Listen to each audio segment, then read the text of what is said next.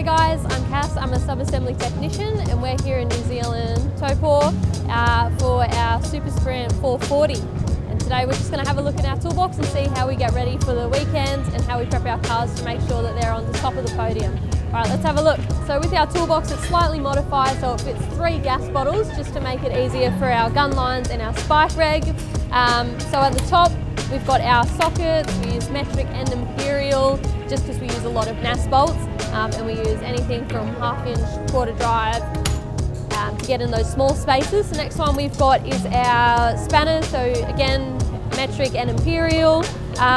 We've modified our 1/2 inch just so it's easier to get this on the NAS bolt on the roll center, just so it makes it easier in the quick changes.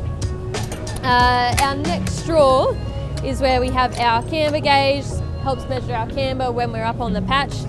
Our digi gauge as well.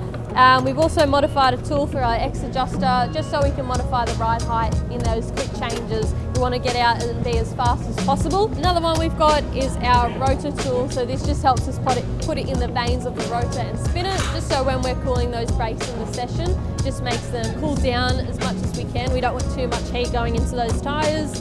And then we've also just have various options of Loctite, just pop on the bolts so they're nice and secure in there. A few of our cam shims and our bump steer ferrules just so we can modify the car how we like in our sessions.